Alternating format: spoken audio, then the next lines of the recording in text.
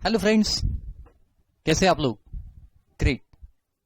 चलो तो अब शुरू करते हैं one of the most important topic and very interesting too, है ना? तो बड़ा मजा आएगा आपको इस टॉपिक में। और जीएसटी का काफी इंपॉर्टेंट टॉपिक माना जाता है।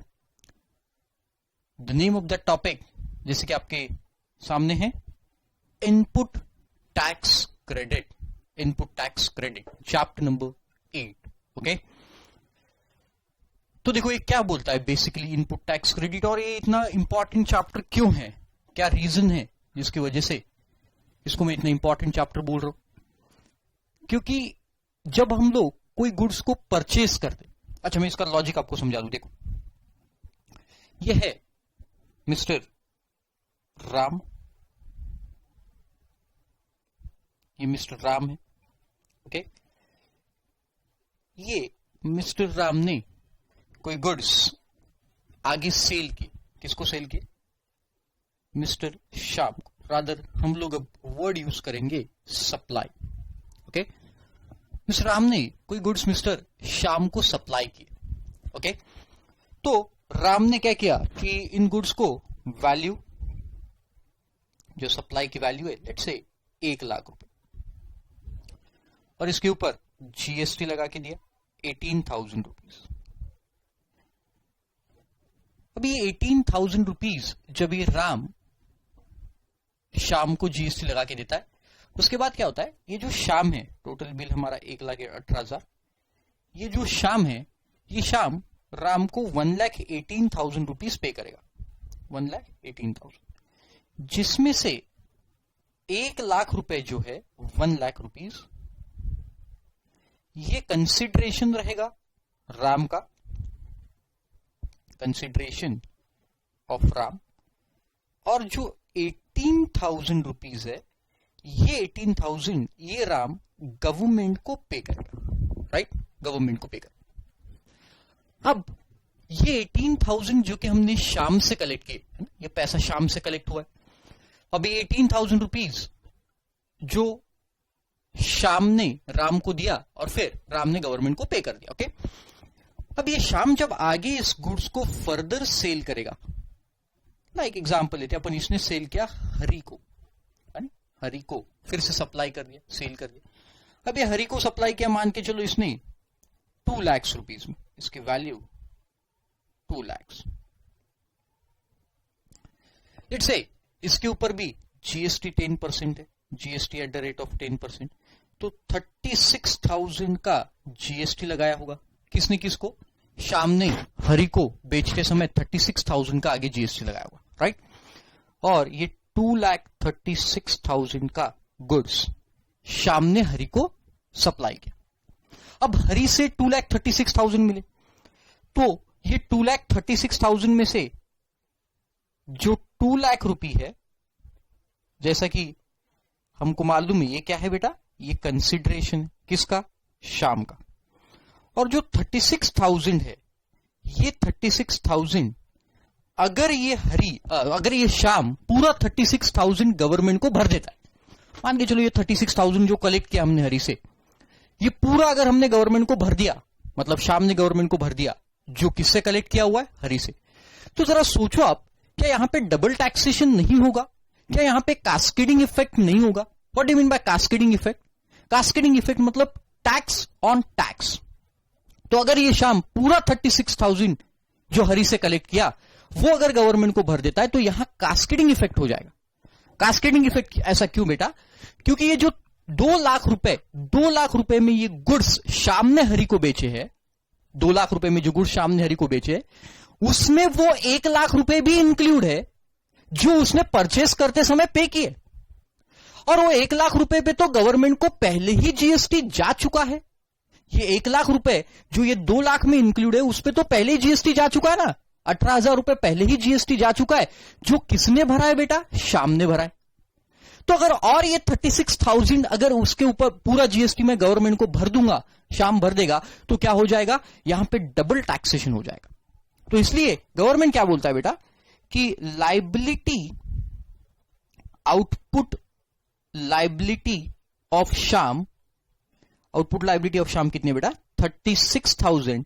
इसमें से जो टैक्स वो ऑलरेडी भर चुका है, जो टैक्स ऑलरेडी भर चुका है, राम को दे चुका है, श्याम ने जो टैक्स राम को दिया वो इसमें से माइनस कर लो, और उसी को हम टेक्निकल लैंग्वेज में बोलते हैं बेटा आईटीसी, इनपुट टैक्स क्रेडिट। तो ये 18,000 रुपए यहां से माइनस हो जाएगा, और बचा हुआ जो 18,000 रुपए है वो गवर्नमेंट को अमाउंट टू बी रिक्वायर्ड, या amount required to be paid, amount required to be paid by whom? Shyam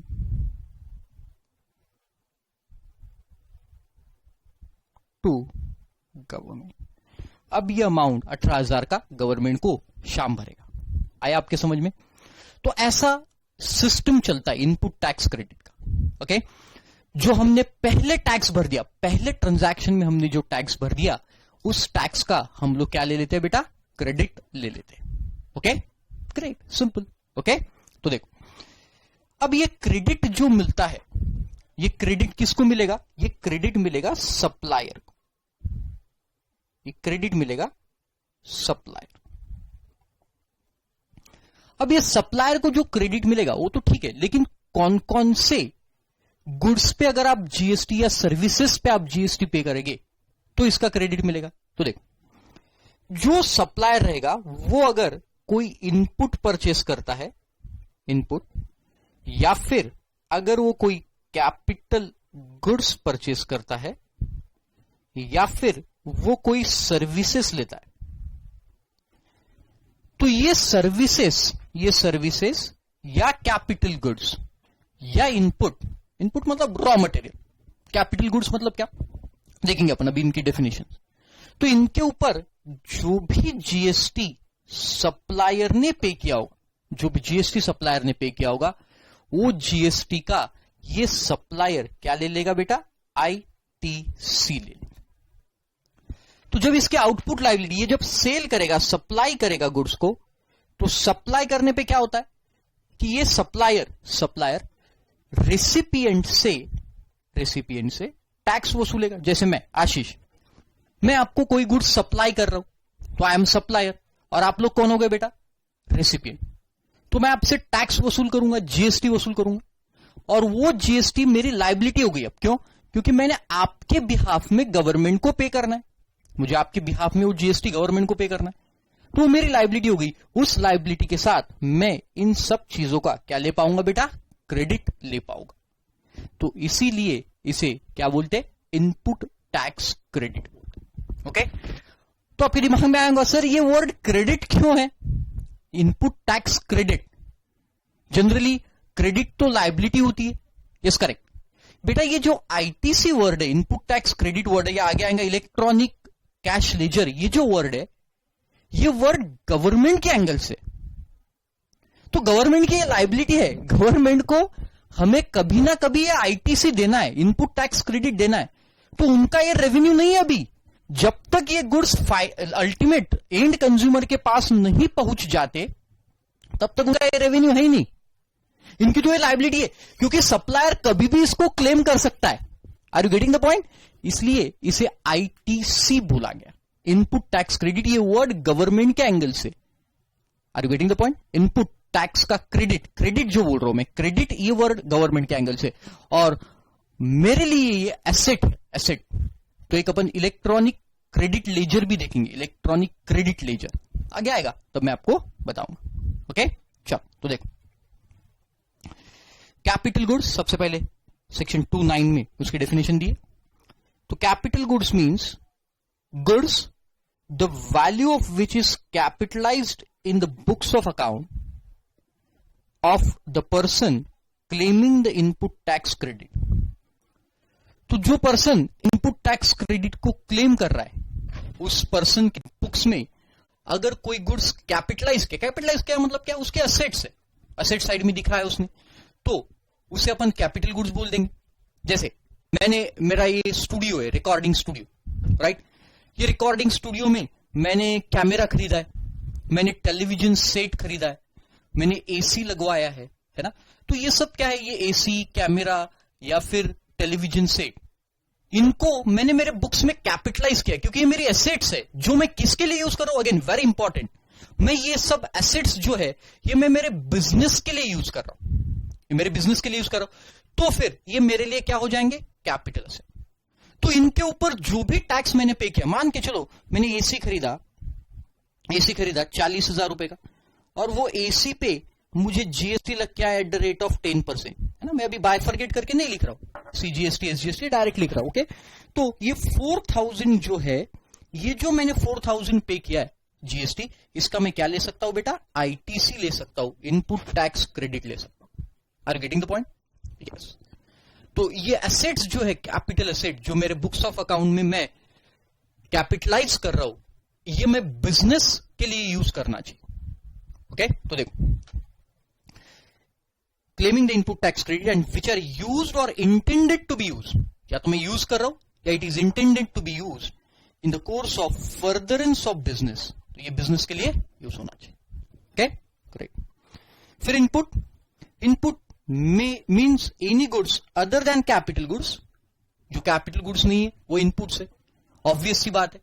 नहीं तो फिर मैं क्या करूंगा, उसका क्रेडिट कैपिटल गुड्स बोल के भी लूंगा और सेम गुड्स का क्रेडिट इनपुट बोल के भी लूंगा।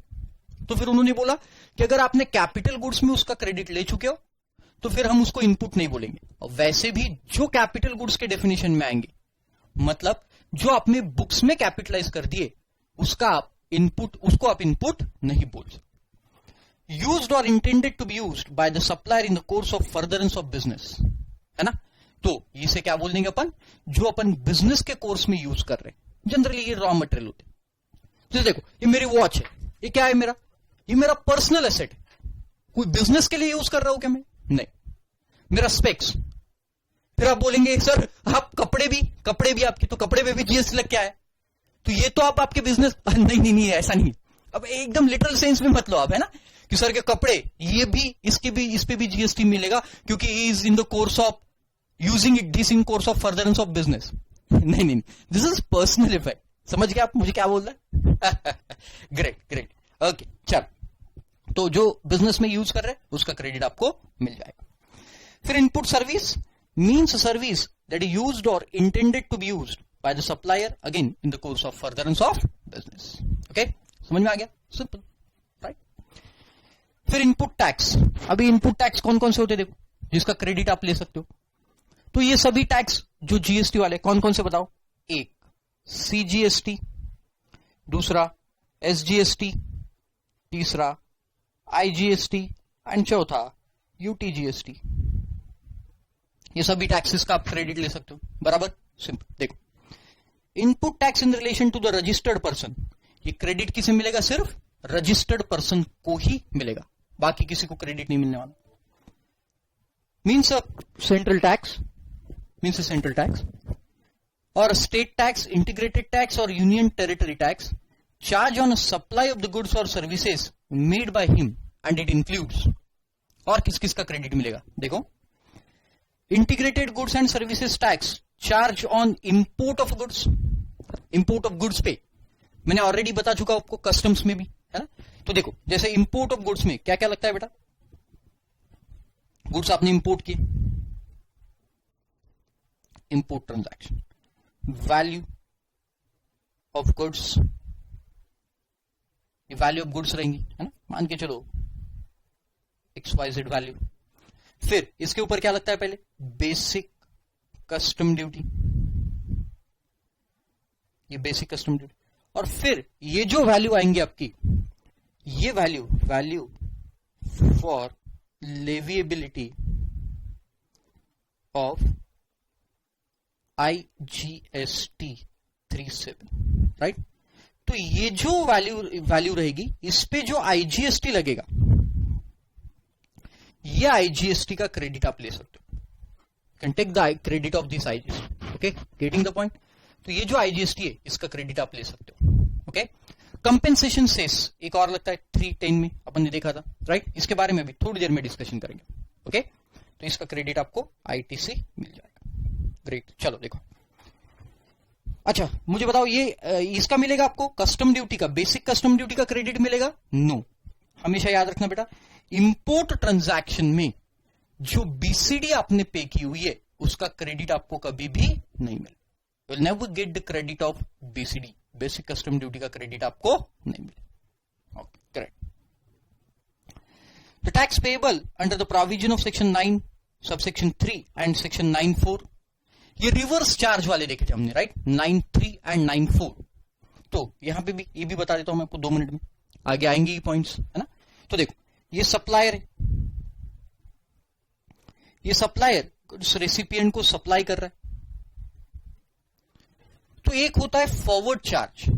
फॉरवर्ड चार्ज में क्या होता है कि जहां सप्लायर रेसिपिएंट से टैक्स कलेक्ट करेगा और फिर वो गवर्नमेंट को भर देगा, normal case forward charge. But कुछ केसेस में मैंने आपको बताया था कि सप्लायर खुद टैक्स नहीं भरता, सप्लायर को टैक्स भरने की जरूरत नहीं, वो टैक्स कौन भरता है बेटा? Recipient, and that is called as reverse charge.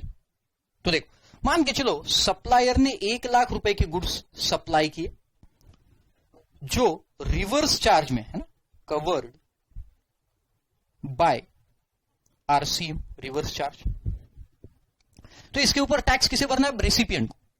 तो रेसिपिएंट इसके ऊपर जब टैक्स भरेगा गवर्नमेंट को, मान के चलो 18% इसने टैक्स भरा, 18,000 रुपए भर दिया, जिस दिन ये गवर्नमेंट को टैक्स भर देगा तब उसका क्रेडिट रेसिपिएंट ले ले।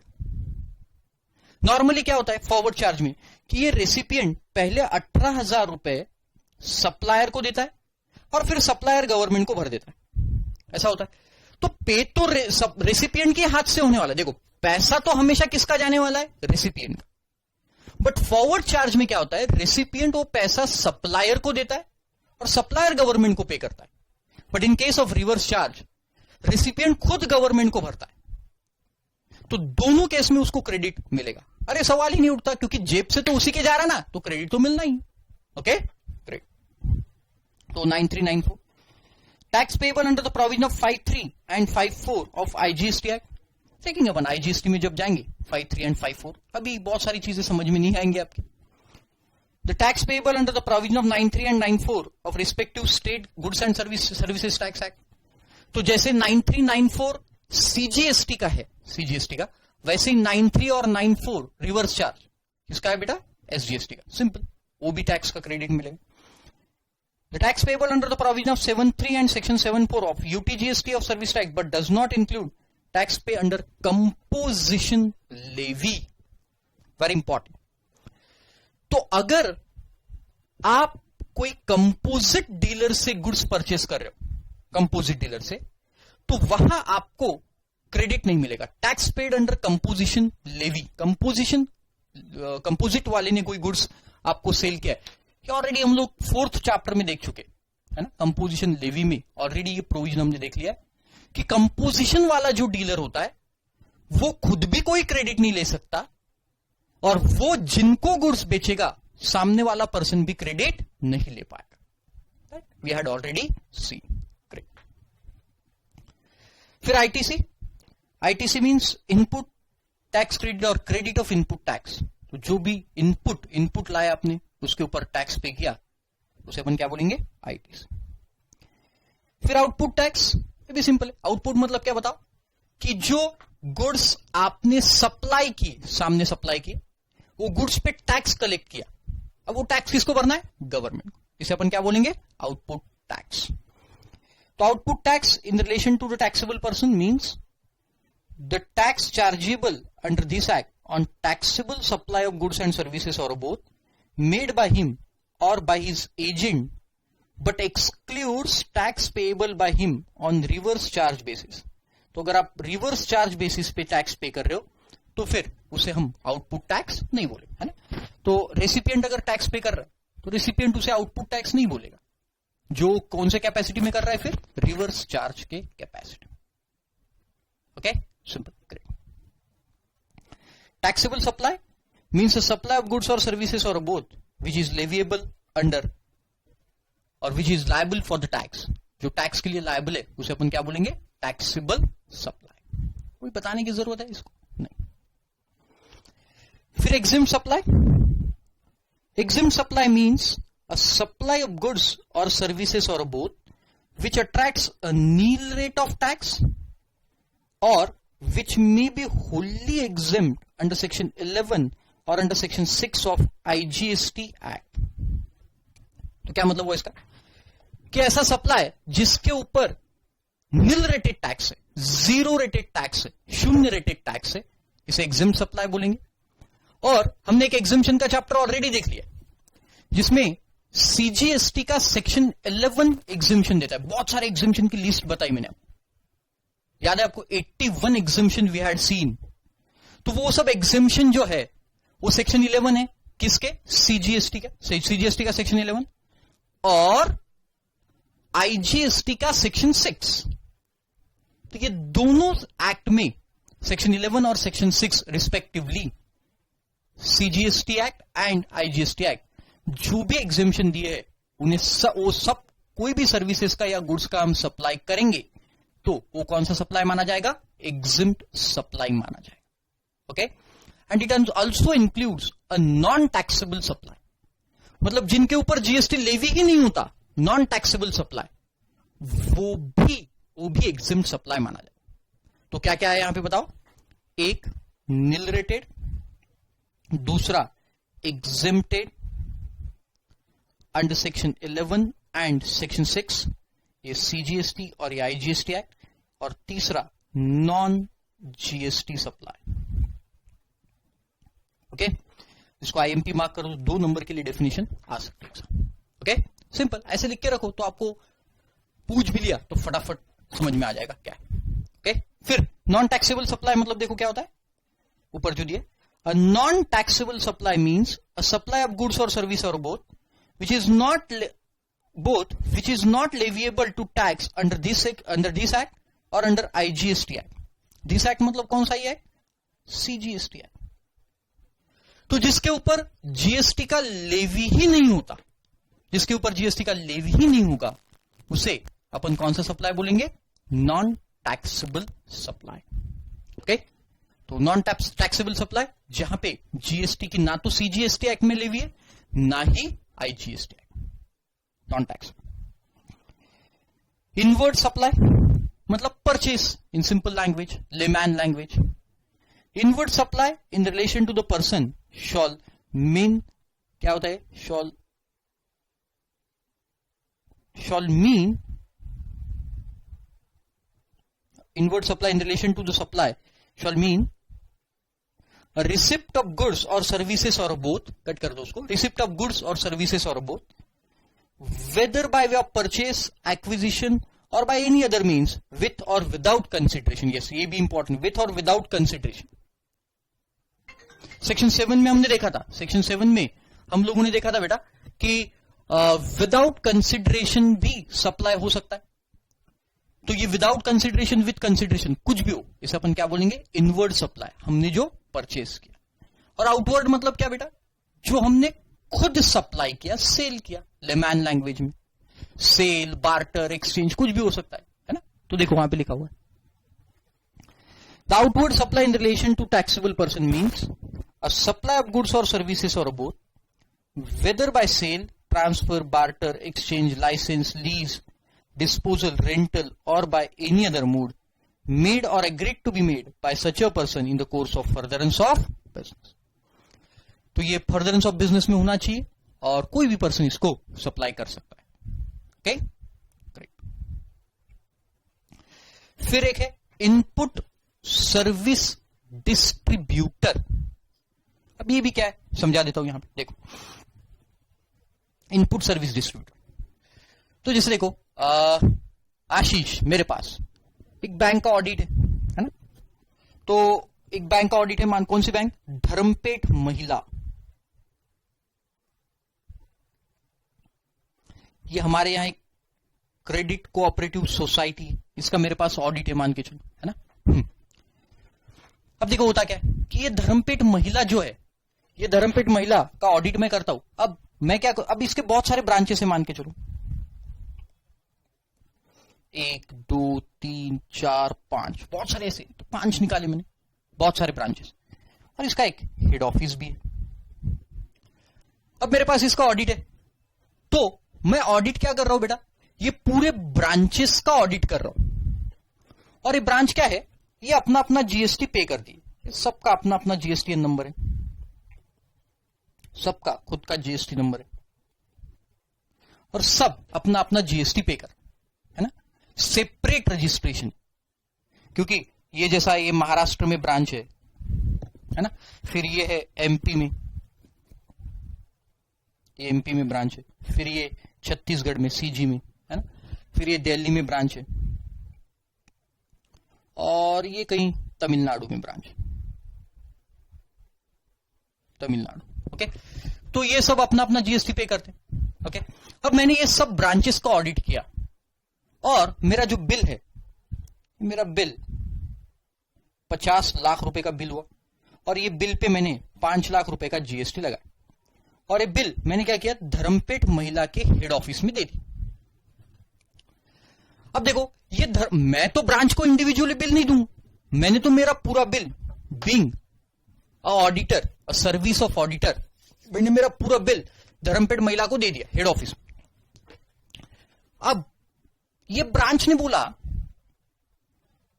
सर, ये हेड ऑफिस को बोला, देखो आशीष ने आपको बिल दिया 5 लाख रुपए का, आशीष सर ने आपको बिल दिया, 50 लाख का बिल दिया, जिसके ऊपर 5 लाख का क्या है, जीएसटी। लेकिन ये ऑडिट तो हमारे प्रीमाइसिस का हुआ है ना, ये पूरे प्रीमाइसिस का, ये सब प्रीमाइसिस का ऑडिट हुआ, और हमारी कुछ आउटपुट लाइबिलिटी, आउटपुट जीएसटी की लाइबिलिटी, हर ब्रांच की कुछ ना कुछ आउटपुट जीएसटी की लाइबिलिटी, एवरी ब्रांच, है ना, ये ब्रांच की भी आउटपुट जीएसटी लाइबिलिटी, ऐसे सब ब्रांचेस की कुछ ना कुछ जीएसटी की लाइबिलिटी।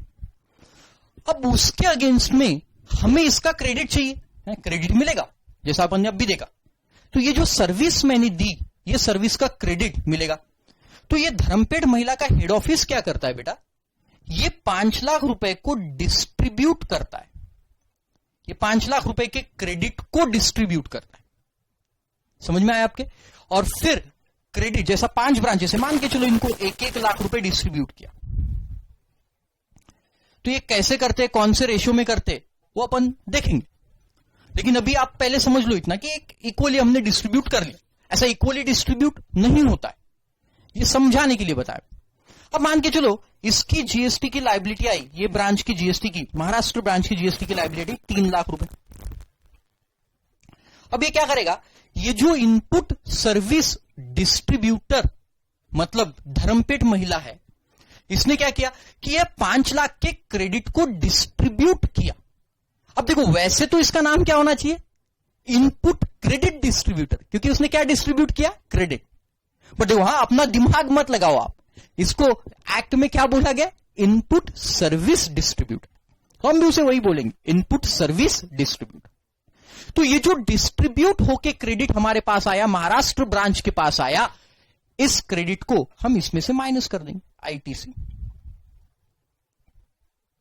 अरे समझ में आया आपके? इसके अलावा कुछ क्रेडिट ऐसा भी होगा, कुछ क्रेडिट ऐसा भी होगा जो क्रेडिट ये ब्रांच का खुद का होगा, मतलब ब्रांच ने कोई गुड्स परचेस किए, मान के चलो कोई गुड्स ये खुद ब्रांच ने परचेस किए, ब्रांच परचेस, जिसके ऊपर जीएसटी लग के है, मान के चलो उसने कुछ गुड्स परचेस के वैल्यू, और इसके ऊपर जीएसटी लग के आया, तो ये जीएसटी अब ये केवल महाराष्ट्र ब्रांच का है क्रेडिट, तो ये जीएसटी भी, इसका भी क्रेडिट मिलेगा आईटीसी। लेट्स से ये 50,000 रुपए का है जीएसटी, वो भी क्रेडिट मिलेगा। और अब नेट पेएबल आएगा 1,50,000। आपके समझ में आया? तो जो क्रेडिट हेड ऑफिस से डिस्ट्रीब्यूट होके आया, that is called as input service distributor वाला क्रेडिट, और जो हमारा क्रेडिट है वो भी हम उसमें से माइनस करेंगे। ये एडिशनल चीज बताई मैंने आपको। लेकिन इनपुट सर्विस डिस्ट्रीब्यूटर कौन है बेटा? ये धर्मपेट महिला हेड ऑफिस, जो क्या करेगी, क्रेडिट को डिस्ट्रीब्यूट करेगी, क्रेडिट को बांटेगी। Okay, great. तो देख, input service distributor means an office of a supplier of goods or services, or both which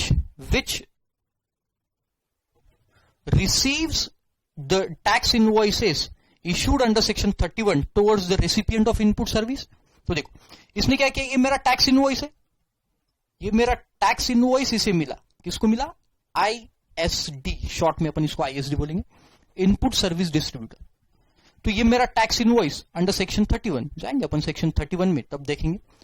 मैंने टैक्स इनवॉइस इशू किया जो आईएसडी को मिला। अब आईएसडी क्या करता है, देखो, issues the prescribed document for the purpose of distributing the credit of, अब ये डिस्ट्रीब्यूट करता है और एक डॉक्यूमेंट इशू करता है। ओके, किस किस को डिस्ट्रीब्यूट करेंगे, देखो, सेंट्रल टैक्स को, स्टेट टैक्स को, इंटीग्रेटेड टैक्स को और यूनियन टेरिटरी टैक्स को। तो जो टैक्स मैंने आईएसडी को बिल में लगा के दिया, उस टैक्स को आईएसडी अब आगे डिस्ट्रीब्यूट करता है। तो आईएसडी समझ में आ गया आपके, yes, paid on the said service to the supplier, I am the supplier of taxable goods और services, or both having the same permanent account number as the said office. और ये सबका एक ही परमानेंट अकाउंट नंबर, मतलब ये branch भी किसकी है बेटा, ये पूरी की पूरी ब्रांच धर्मपेट महिला की, तो इनके अकाउंट नंबर भी सेम है। आगे आपके समझ में, आईएसडी, ग्रेट। फिर एक एग्रीगेट टर्नओवर की डेफिनेशन है। तो एग्रीगेट टर्नओवर ये ऑलरेडी हम लोग देख चुके है ना। तो देखो क्या बोलता है एग्रीगेट टर्नओवर, फटाफट, फास्ट फास्ट फास्ट, क्या बोलता है देखो aggregate turnover, all taxable supplies excluding inward supplies, ये ऑलरेडी हम लोग देख चुके हैं बेटा। इसमें एग्जिम सप्लाईज भी इंक्लूड है, एक्सपोर्ट ऑफ गुड्स और सर्विसेज, इंटरस्टेट सप्लाईज, ये पहले ही चैप्टर में मैं बता चुका था। Of a person having same permanent account number but exclude ये taxes, central tax, sales tax, union territory tax, IGST and cess. तो जो भी आप टैक्सेबल सप्लाई आगे करोगे, इनवर्ड सप्लाईज को छोड़ के, है ना, इनवर्ड सप्लाई जिसके ऊपर आपको टैक्स रिवर्स चार्ज बेसिस पे भरना है।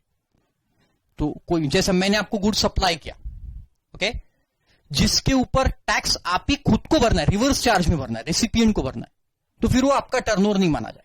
जो गुड्स मैंने आपको सेल किए वो टर्नओवर में आप इंक्लूड नहीं करोगे। बट आपने अगर एग्जिम सप्लाई किया, एक्सपोर्ट सप्लाई किया, इंटरस्टेट सप्लाई, वो सब टर्नओवर में इंक्लूड हो जाए। ओके, इलेक्ट्रॉनिक क्रेडिट लेजर, ये ऑलरेडी आपको बता दिया इलेक्ट्रॉनिक क्रेडिट लेजर क्या होता है। इलेक्ट्रॉनिक क्रेडिट लेजर मतलब मैंने बताया ये गवर्नमेंट के एंगल से बनाया गया, उनके लिए लाइबिलिटी क्रेडिट, तो उसको 49(2) में दिया गया। और taxable person means a person who is registered और liable to be registered under section 22 और 24। तो जो सेक्शन 22 में रजिस्ट्रेशन लेते, 24 में जाएंगे अपन रजिस्ट्रेशन चैप्टर में, उसे क्या बोलेंगे, टैक्सेबल पर्सन। Okay, great.